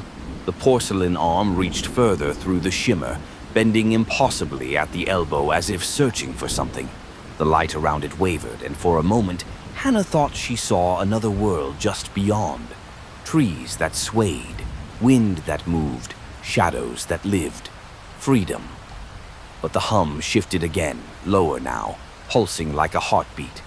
The arm stopped reaching and instead turned its palm toward her, fingers unfurling in an invitation. Aaron stepped forward. "If it's me, fine, I'll—" "No!" Hannah's voice was sharp, cutting him off. The doubles' heads turned toward him as one.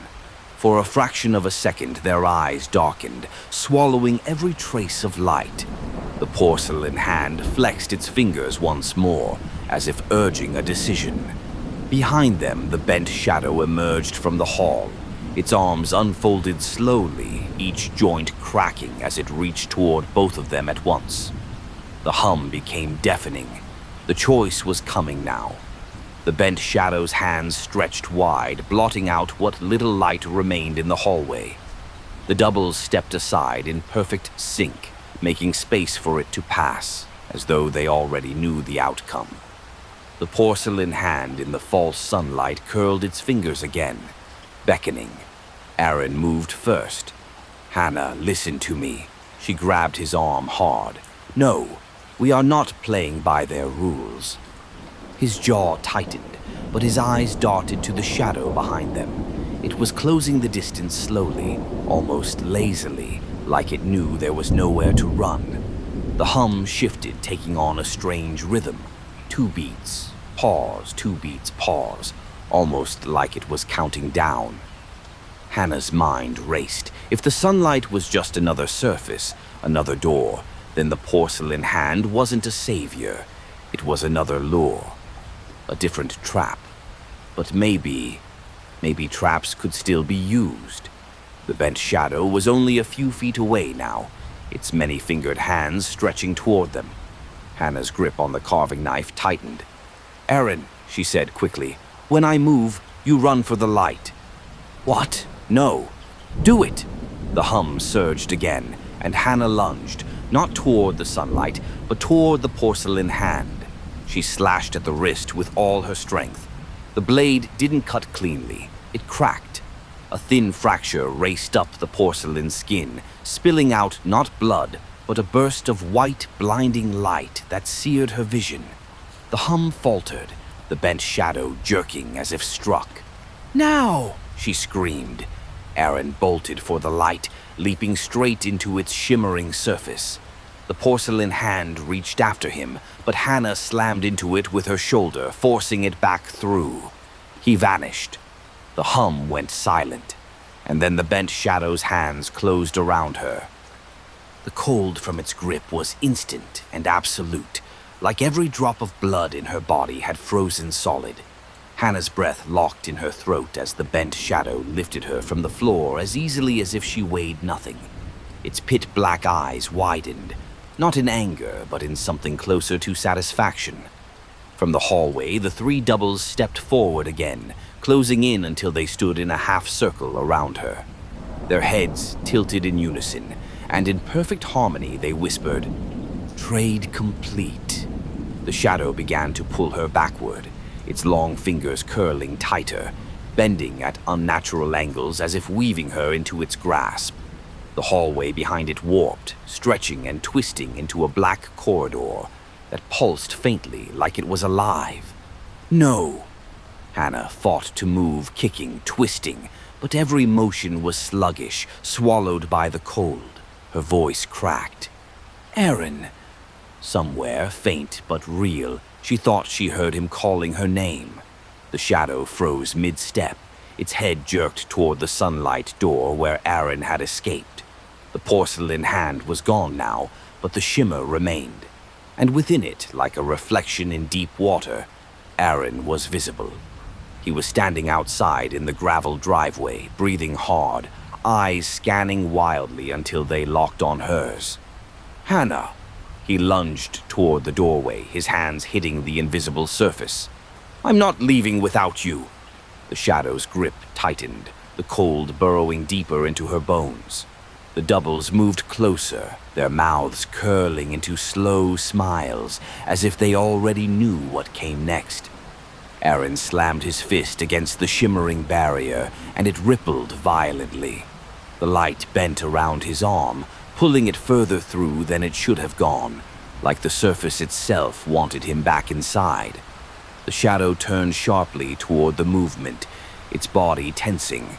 And in that instant, Hannah realized it wasn't just keeping her. It was deciding if it wanted him too. "Aaron, don't!" Hannah's voice tore from her throat, but her breath came out in white bursts that curled in the frigid air between them. His arm was halfway through the shimmering barrier now, fingers outstretched toward her. "Take my hand." The bent shadow's head swiveled toward him, and the pit eyes widened like the surface of still water just before something breaks through. Its grip on Hannah shifted, not loosening but reorienting, turning her so the shimmer and Aaron were directly in her line of sight. The three doubles stepped back almost ceremonially, creating a perfect path from Aaron to the shadow. The hum returned, deeper and slower, and Hannah could feel its meaning in her bones. Choice. Aaron's fingertips brushed the air near hers. "Come on, Hannah, I've got you." She could see it clearly now, the shimmer bending unnaturally around his arm, pulling him forward in tiny jerks. His eyes flicked to the shadow holding her, and something in them hardened. "Then take me instead." The hum spiked so loud her ears rang. The shadow's grip trembled with a strange excitement. The corridor behind it, the black, pulsing space, contracted sharply like it was drawing breath. Hannah's mind spun. If it took him, she'd be free. She could walk out that false sunlight door. But Aaron wouldn't just be gone. He'd become part of this place. She thought of the doubles, the shadow, the endless mirrors. "No," she whispered, and with the last strength she had, she twisted violently in its grip. The shadow jerked, startled by her resistance, and for a fraction of a second its hold loosened. She slammed her boot into the floor, pushing herself upward toward Aaron's hand. Their palms met. The shimmer convulsed, light flashing so bright it swallowed everything. And then the world dropped out from under her. Hannah hit the ground hard, her palms scraping against cold stone instead of the warped wood of the house. Her vision swam. The air here was damp, thick with the smell of iron and mold. She pushed herself up and saw Aaron beside her, doubled over, gasping for breath. His hand was still clutching hers so tightly her fingers ached. They weren't in the house anymore. Not exactly. They were in a vast, open chamber. Black walls stretching upward into darkness, the surfaces slick like wet glass. The ground was covered in a shallow layer of water, rippling outward from where they'd landed. And the mirrors, they were everywhere.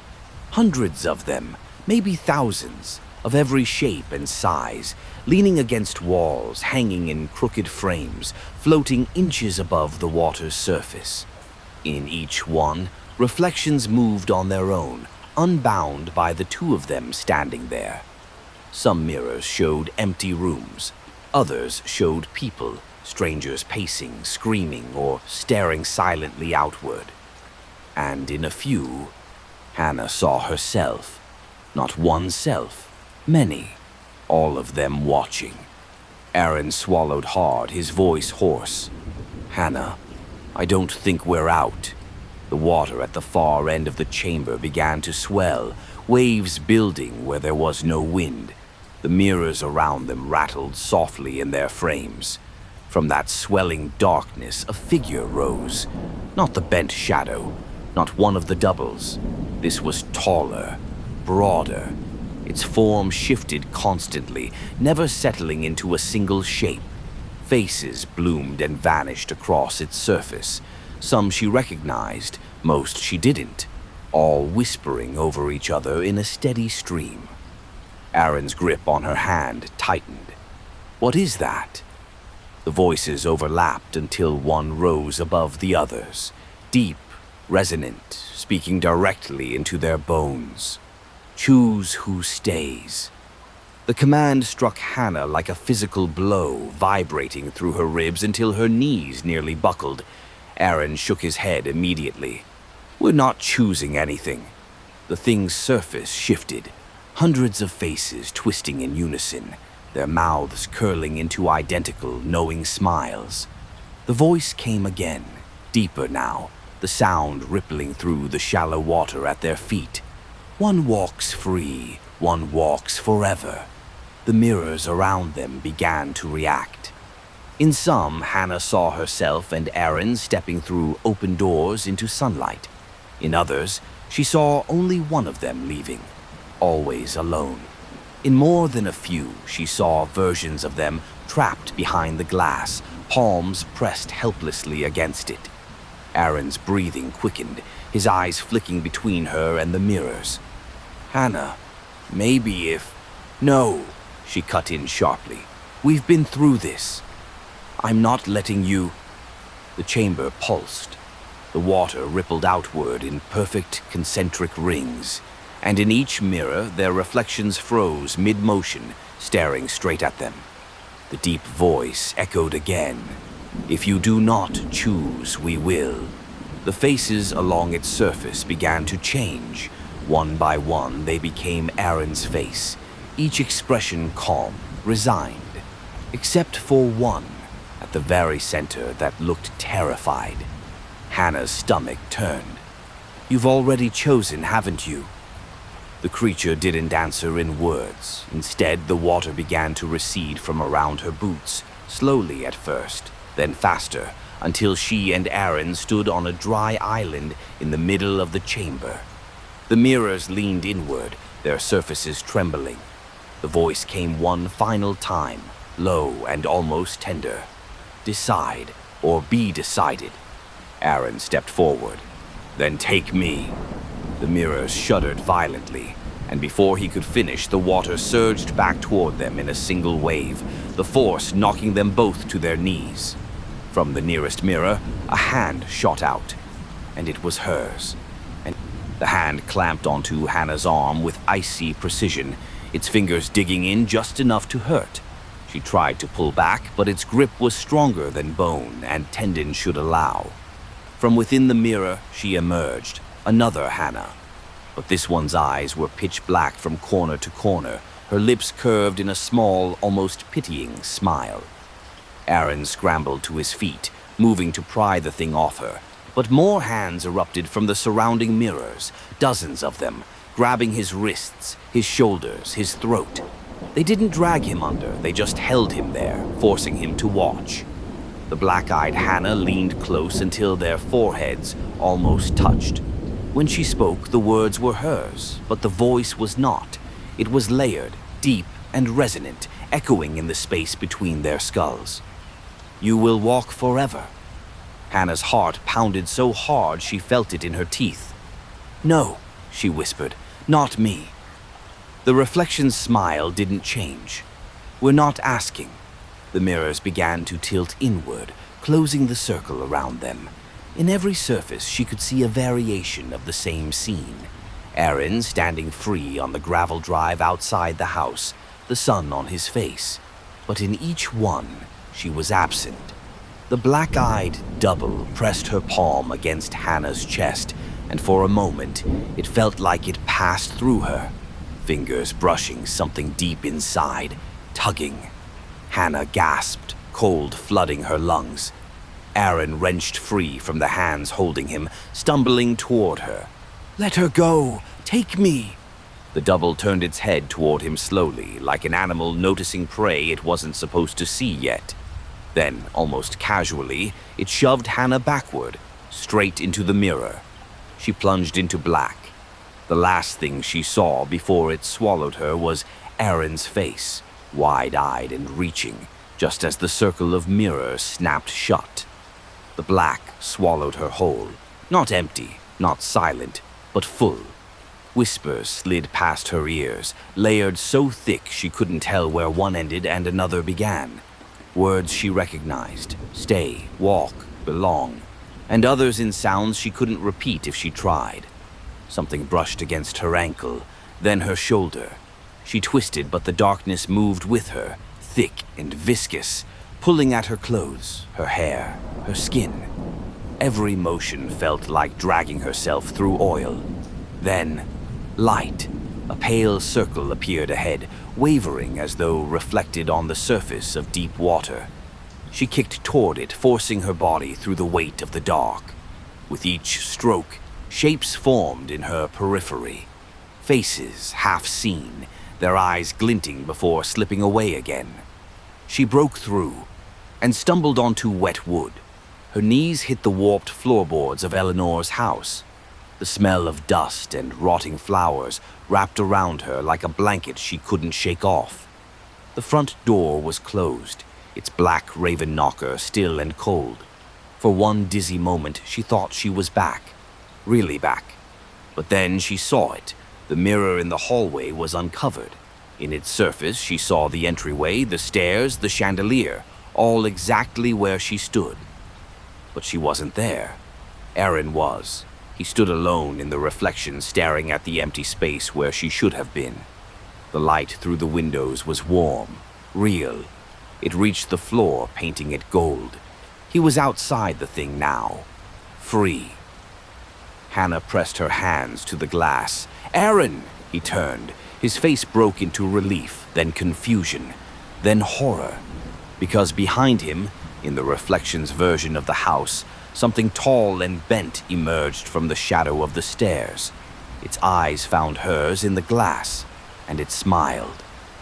Hannah's palms went slick against the mirror. "Aaron, run!" she shouted, though she wasn't sure if her voice carried through the glass at all. He turned just as the bent shadow's arms unfolded, stretching toward him with that terrible spider-like grace. Aaron stumbled back, his hands searching for the door, but the knob didn't turn. In the reflection, sunlight still poured across the floor, warm and steady, but it no longer looked like an escape. It was just light trapped inside with him. The shadow was nearly upon him now, its many fingers hovering inches from his back. Hannah slammed her fists against the glass. "Take me, not him!" The bent shadow froze. Slowly, unnervingly, it turned its head toward her. Its eyes, those deep black pits, widened. And then it moved closer to the mirror, closer to her. Its head tilted until it filled the surface, so near she could see the faint ripples in the darkness inside its sockets. The cold began seeping through the glass. Her breath fogged in front of her face. In the reflection, Aaron was shouting something she couldn't hear, his fists pounding on the other side of the mirror, right where hers rested. The shadow's long arm lifted. It didn't reach for him, it reached for her. Its hand pressed to the glass, palm to palm with hers. The cold sank deeper, like it was searching for a way inside her skin. The whisper returned, low and deliberate. "Trade." Hannah's pulse hammered in her ears. She could feel it. If she said yes, Aaron would walk free. But she also knew she'd take his place, whatever that truly meant in this place that was all mirrors and shadows, and choices that weren't really choices at all. Aaron's eyes locked on hers through the glass. "Don't you dare!" The shadow's fingers began to slip through, the surface of the mirror bending outward around them. It wasn't going to wait for her answer. The glass bowed outward where the shadow's fingers emerged, stretching thin like ice under strain. Hannah's instincts screamed at her to move, but her feet stayed planted. Aaron's voice was sharp now, urgent. "Hannah, get back!" The shadow's hand was halfway through, each finger bending in ways that made her stomach twist, like it wasn't made of bone at all, but of something that could coil and tighten. The cold spilling from it crawled up her arms, locking her muscles. Her breath came fast. "If I let it take me, you go free." Aaron's face hardened. "And then I live knowing you're in here? Not a chance." The shadow's hand was almost to her chest now, the air thick and vibrating with that familiar hum. Behind it, in the reflections world, Hannah saw something move, her own double stepping out from behind the staircase. This one wasn't smiling. It walked toward Aaron with slow, deliberate steps, its gaze flicking between him and the shadow's arm. Then it stopped, turned its head sharply, and stared directly at her through the glass. When it spoke, the sound came from everywhere in the hall where she stood. "Two can stay." The shadow's other arm began to push through. Hannah's heart pounded so hard it hurt. If they both stayed, it wouldn't matter who traded, who chose. There'd be no one left to walk free. Aaron must have realized it too, because his eyes widened. "Run."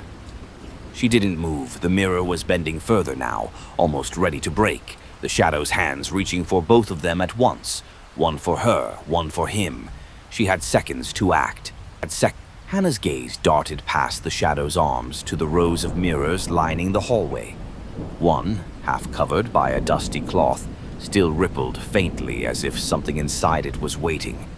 She remembered the first time she'd touched a surface like that. The pull, the disorienting shift, the way it spat her out, somewhere else. If she could get Aaron to it before the shadow's grip closed. "Aaron!" she shouted, pointing. "The far mirror! Run!" He hesitated, glancing between her and the pulsing surface, confusion etched across his face. "What about you? Go!" she barked, her voice sharper than she intended. "I'll follow." The shadow seemed to understand. Its arms whipped faster now, one curling toward Aaron, the other for her. She ducked low, the freezing air slicing past her scalp, and slammed her shoulder into the bent joint of its arm. It gave under the force, not because it was weak, but because it was surprised. Aaron bolted, splashing through the warped reflections floorboards toward the far mirror. The doubles appeared instantly, stepping out from the walls like they'd been waiting in the plaster, moving to block him. But Aaron didn't slow. He hit the first one with his shoulder, sending it staggering into another, and reached the mirror just as it began to flatten into solid glass. Hannah saw his hand go through, elbow, then shoulder, before the shadow recovered. Its nearest arm shot out, curling around Aaron's waist. "No!" Hannah ran forward, knife in hand, and drove the blade into the stretched limb. A fissure split up the shadow's skin, spilling white light again. The arm recoiled, and Aaron vanished into the mirror's surface like he'd been yanked through from the other side. The doubles froze, their faces blank. Hannah's relief lasted half a second, just until she realized every single one of them was now looking at her. And the shadow had stopped reaching. It straightened to its full, towering height, tilting its head as though studying her. "One stays," it said. And the mirror Aaron had escaped through sealed shut. The sound of the mirror sealing wasn't glass. It was heavier, final, like a vault door closing. The ripple of its surface froze, hard and cold, and the faint light that had lingered in its depths went out. Hannah's chest tightened. Aaron was gone. Out. Safe. But she was still here. The doubles began to close in, their bare feet making no sound on the warped boards. Each one's head tilted at the exact same angle, their black eyes locked on hers. They didn't rush. They didn't need to. The bent shadow stepped back, melting into the hallway's darkness until only its pit-like eyes remained, hovering in the air like twin holes. The hum returned, slow, steady, almost satisfied. Hannah gripped the carving knife tighter, her breath harsh in the still air. "If you think I'm going quietly." One of the doubles moved first, its hand shot out with inhuman speed, catching her wrist mid-swing. The grip was ice and iron, twisting until the knife clattered to the floor. Another double took her other arm. A third stepped in close, so close she could see her own terrified reflection in its blank eyes. They began to pull her backward, not toward a single mirror, but toward the center of the hallway where no surface waited. The air there shimmered faintly, a distortion like heat rising from asphalt, though the cold grew sharper with every step. As her heels dragged across the boards, Hannah caught glimpses in the side mirrors. Herself over and over, but each reflection was subtly different. In some, her mouth was open in a silent scream. In others, she was utterly still, eyes dark and unblinking. The hum deepened, vibrating in her bones. The shimmer ahead widened, its edges stretching until it formed a perfect oval in the air. Beyond it was nothing, just black. The doubles didn't hesitate. They lifted her and began to push her forward. The cold ahead was so absolute it felt like the end of everything. The moment her face crossed the oval's threshold, the cold swallowed her breath. It wasn't just air, it was absence, a vacuum that pulled at her skin, her thoughts, her very sense of self. The double's grip was unshakable, their fingers digging into her arms as they guided her deeper into the black. The faint light from the hallway behind her dimmed, shrinking to a thin, trembling outline. Whispers began to rise from the darkness, layered, overlapping, impossible to focus on. Some were in her voice, some in Aaron's, some in voices she didn't recognize at all. Her boots no longer touched floorboards. There was no floor. The doubles walked as if supported by something unseen, their movements unnervingly precise. She fought to turn her head toward the shrinking oval of light behind her. The bent shadow now stood in the hallway, just outside the portal. It wasn't smiling, it was watching, its pit eyes locked on her with something almost like reverence. The whispers grew louder, sharper, until they cut like thin blades against her ears. Through them, a single voice rose, deep, resonant, the same one that had spoken in the Chamber of Mirrors. "You are remembered here." The doubles stopped. Before her, the blackness shifted, not into a shape, but into depth, a pull so strong it made her body lean forward involuntarily. She sensed, without knowing how, that once she stepped fully into it, there would be no return. Her pulse pounded in her skull. "Aaron got out," she said aloud, as if the thing might be listening. "That's enough." The deep voice came again, almost gentle. "Not enough. Never enough." The doubles released her arms, and the pull ahead yawned wider, ready to take her. The moment their hands left her, the pull surged like a riptide. Her body tilted forward, and every muscle screamed to fight it, but it was like leaning into a storm that had no wind, just an invisible current dragging her into the dark. The oval of light behind her was now no more than a sliver, the bent shadow's outline framed within it. Its pit eyes never blinked, never wavered. The whispers became a roar, pressing in from every direction, yet carrying no air. Faces began to emerge in the black, half-formed, drifting close enough for her to see the shape of their mouths as they moved in silent screams. They looked like they were inside the darkness, swimming in it, part of it. Her boots skimmed something solid for the briefest moment, a plank, a tile, a stone, before it dissolved beneath her. Her balance faltered. She began to tip forward into the depth. Then, a hand caught her wrist. The grip was warm, human. Her head snapped toward it and her breath caught. Aaron. He was framed in a distortion in the dark, his face pale and strained, his knuckles white as he held her. Behind him was light, not the warped light of the house, but real daylight fractured by the ripples between them. His voice was raw. "Hannah, pull!" She yanked against the pull of the dark, every muscle in her arms screaming. The doubles didn't move, didn't stop him. They just stood, watching as if the outcome was already known. The deep voice rolled through the black, shaking her bones. "One walks forever. Aaron's jaw clenched. Not her. The pull grew stronger. Her fingers began to slip in his grasp.